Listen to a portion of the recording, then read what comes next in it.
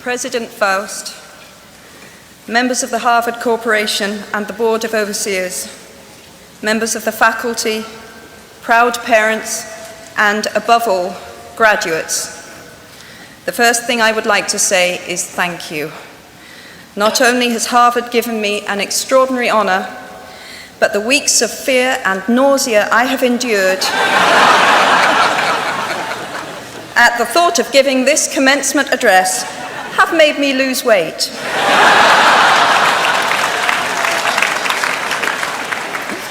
A win-win situation. Now all I have to do is take deep breaths, squint at the red banners, and convince myself that I am at the world's largest Gryffindor reunion.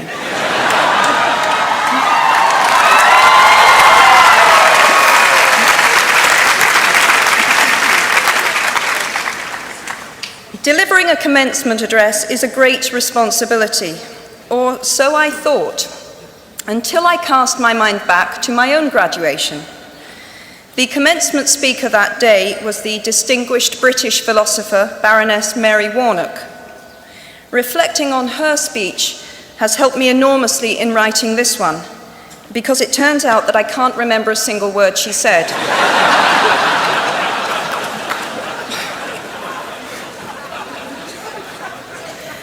This liberating discovery enables me to proceed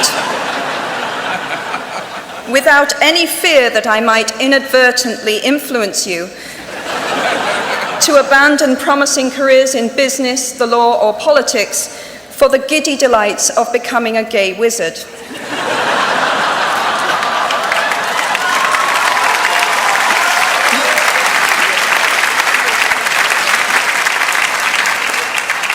You see, if all you remember in years to come is the gay wizard joke, I've come out ahead of Baroness Mary Warnock.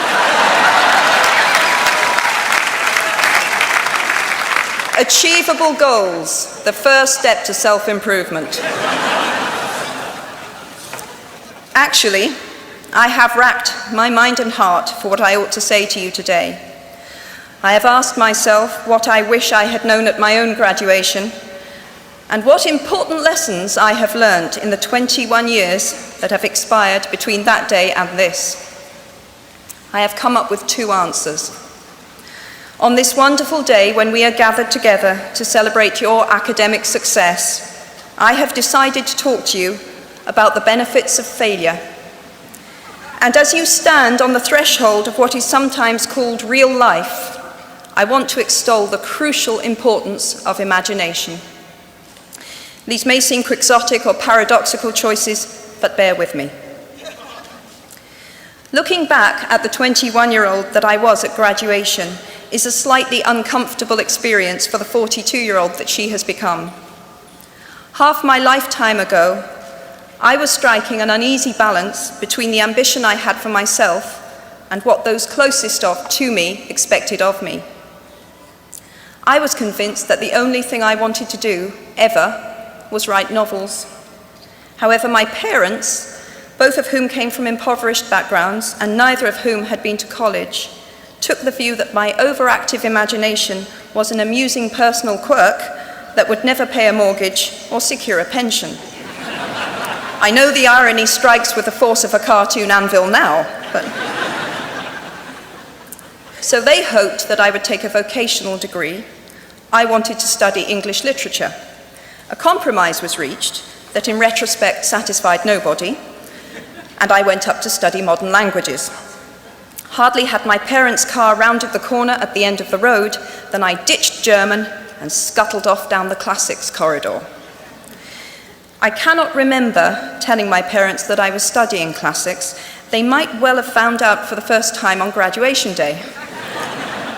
Of all the subjects on this planet, I think they would have been hard put to name one less useful than Greek mythology when it came to securing the keys to an executive bathroom. Now, I would like to make it clear in parenthesis that I do not blame my parents for their point of view. There is an expiry date on blaming your parents for steering you in the wrong direction.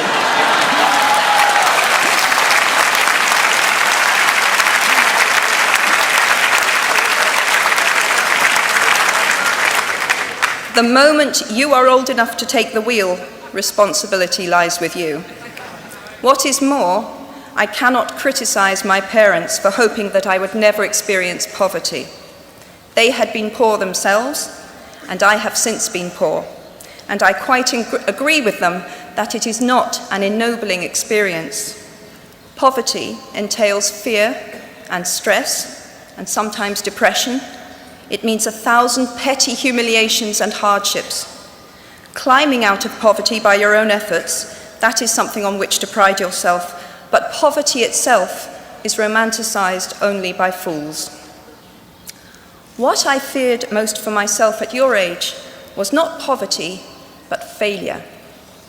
At your age, in spite of a distinct lack of motivation at university, where I had spent far too long in the coffee bar writing stories and far too little time at lectures, I had a knack for passing examinations, and that, for years, had been the measure of success in my life and that of my peers.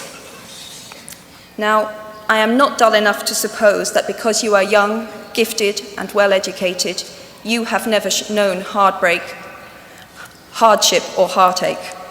Talent and intelligence never yet inoculated anyone against the caprice of the fates, and I do not for a moment suppose that everyone here has enjoyed an existence of unruffled privilege and contentment. However, the fact that you are graduating from Harvard suggests that you are not very well acquainted with failure. You might be driven by a fear of failure quite as much as a desire for success. Indeed, your conception of failure might not be too far removed from the average person's idea of success. So high have you already flown. Ultimately, we all have to decide for ourselves what constitutes failure. But the world is quite eager to give you a set of criteria if you let it. So I think it fair to say that by any conventional measure, a mere 7 years after my graduation day, I had failed on an epic scale. An exceptionally short-lived marriage had imploded, and I was jobless, a lone parent, and as poor as it is possible to be in modern Britain without being homeless. The fears that my parents had had for me and that I had had for myself had both come to pass. And by every usual standard, I was the biggest failure I knew. Now, I'm not going to stand here and tell you that failure is fun. That period of my life was a dark one, and I had no idea that there was going to be what the press has since represented as a kind of fairy tale resolution. I had no idea then how far the tunnel extended, and for a long time, any light at the end of it was a hope rather than a reality. So why do I talk about the benefits of failure? Simply because failure meant a stripping away of the inessential. I stopped pretending to myself that I was anything other than what I was, and began to direct all my energy into finishing the only work that mattered to me. Had I really succeeded at anything else, I might never have found the determination to succeed in the one arena where I believed I truly belonged. I was set free because my greatest fear had been realized, and I was still alive, and I still had a daughter whom I adored, and I had an old typewriter and a big idea. And so rock bottom became the solid foundation on which I rebuilt my life. You might never fail on the scale I did, but some failure in life is inevitable. It is impossible to live without failing at something, unless you live so cautiously that you might as well not have lived at all, in which case you fail by default. Failure gave me an inner security that I had never attained by passing examinations. Failure taught me things about myself that I could have learned no other way. I discovered that I had a strong will and more discipline than I had suspected. I also found out that I had friends whose value was truly above the price of rubies. The knowledge that you have emerged wiser and stronger from setbacks means that you are, ever after, secure in your ability to survive. You will never truly know yourself, or the strength of your relationships until both have been tested by adversity. Such knowledge is a true gift, for all that it is painfully won, and it has been worth more than any qualification I ever earned. So given a time turner, I would tell my 21-year-old self that personal happiness lies in knowing that life is not a checklist of acquisition or achievement. Your qualifications, your CV, are not your life, though you will meet many people of my age and older who confuse the two. Life is difficult and complicated and beyond anyone's total control, and the humility to know that will enable you to survive its vicissitudes. Now, you might think that I chose my second theme, the importance of imagination, because of the part it played in rebuilding my life, but that is not wholly so. Though I personally will defend the value of bedtime stories to my last gasp, I have learnt to value imagination in a much broader sense. Imagination is not only the uniquely human capacity to envision that which is not, and therefore the fount of all invention and innovation. In its arguably most transformative and revelatory capacity, it is the power that enables us to empathize with humans whose experiences we have never shared. One of the greatest formative experiences of my life preceded Harry Potter, though it informed much of what I subsequently wrote in those books. This revelation came in the form of one of my earliest day jobs. Though I was sloping off to write stories during my lunch hours, I paid the rent in my early 20s by working at the African Research Department of Amnesty International's headquarters in London. There in my little office, I read hastily scribbled letters smuggled out of totalitarian regimes by men and women who were risking imprisonment to inform the outside world of what was happening to them. I saw photographs of those who had disappeared without trace, sent to Amnesty by their desperate families and friends. I read the testimony of torture victims and saw pictures of their injuries. I opened handwritten, eyewitness accounts of summary trials and executions, of kidnappings and rapes. Many of my co-workers were ex-political prisoners, people who had been displaced from their homes or fled into exile because they had the temerity to speak against their governments. Visitors to our offices included those who had come to give information or to try and find out what had happened to those they had left behind. I shall never forget the African torture victim, a young man no older than I was at the time, who had become mentally ill after all he had endured in his homeland. He trembled uncontrollably as he spoke into a video camera about the brutality inflicted upon him. He was a foot taller than I was and seemed as fragile as a child. I was given the job of escorting him back to the underground station afterwards, and this man, whose life had been shattered by cruelty, took my hand with exquisite courtesy and wished me future happiness. And as long as I live, I shall remember walking along an empty corridor and suddenly hearing, from behind a closed door, a scream of pain and horror such as I have never heard since. The door opened, and the researcher poked out her head and told me to run and make a hot drink for the young man sitting with her. She had just had to give him the news that in retaliation for his outspokenness against his country's regime, his mother had been seized and executed. Every day of my working week in my early 20s, I was reminded how incredibly fortunate I was to live in a country with a democratically elected government, where legal representation and a public trial were the rights of everyone. Every day, I saw more evidence about the evils humankind will inflict on their fellow humans to gain or maintain power. I began to have nightmares, literal nightmares, about some of the things I saw, heard, and read. And yet, I also learned more about human goodness at Amnesty International than I had ever known before. Amnesty mobilizes thousands of people who have never been tortured or imprisoned for their beliefs to act on behalf of those who have. The power of human empathy leading to collective action saves lives and frees prisoners. Ordinary people whose personal well-being and security are assured join together in huge numbers to save people they do not know and will never meet.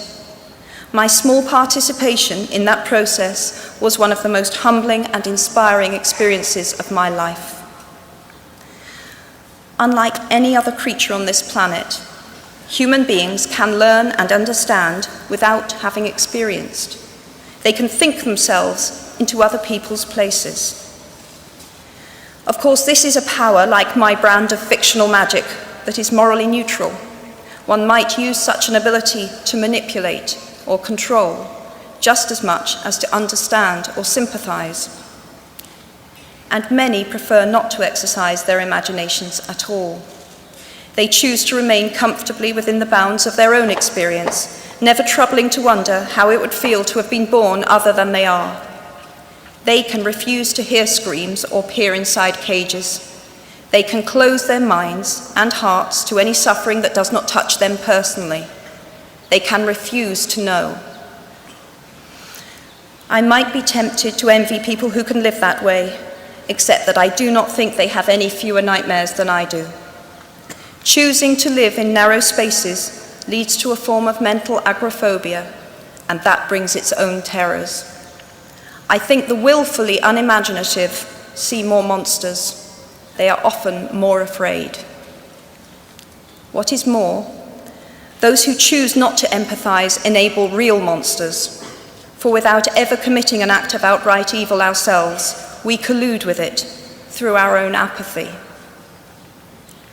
One of the many things I learned at the end of that classics corridor down which I ventured at the age of 18 in search of something I could not then define was this, written by the Greek author Plutarch. What we achieve inwardly will change outer reality. That is an astonishing statement, and yet proven 1,000 times every day of our lives. It expresses in part our inescapable connection with the outside world, the fact that we touch other people's lives simply by existing. But how much more are you, Harvard graduates of 2008, likely to touch other people's lives? Your intelligence, your capacity for hard work, the education you have earned and received give you unique status and unique responsibilities. Even your nationality sets you apart. The great majority of you belong to the world's only remaining superpower. The way you vote, the way you live, the way you protest, the pressure you bring to bear on your government has an impact way beyond your borders. That is your privilege and your burden. If you choose to use your status and influence to raise your voice on behalf of those who have no voice, if you choose to identify not only with the powerful but with the powerless, if you retain the ability to imagine yourself into the lives of those who do not have your advantages, then it will not only be your proud families who celebrate your existence, but thousands and millions of people whose reality you have helped change. We do not need magic to transform our world. We carry all the power we need inside ourselves already. We have the power to imagine better. I am nearly finished. I have one last hope for you, which is something that I already had at 21. The friends with whom I sat on graduation day have been my friends for life. They are my children's godparents, the people to whom I've been able to turn in times of real trouble, people who have been kind enough not to sue me when I took their names for Death Eaters.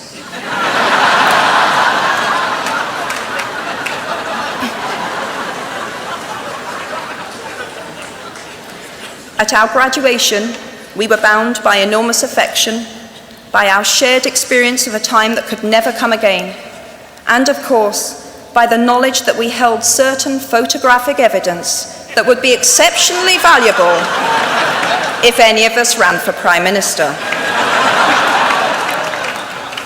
So today, I wish you nothing better than similar friendships, And tomorrow, I hope that even if you remember not a single word of mine, you remember those of Seneca, another of those old Romans I met when I fled down the classics corridor in retreat from career ladders in search of ancient wisdom. As is a tale, so is life. Not how long it is, but how good it is what matters. I wish you all very good lives. Thank you very much.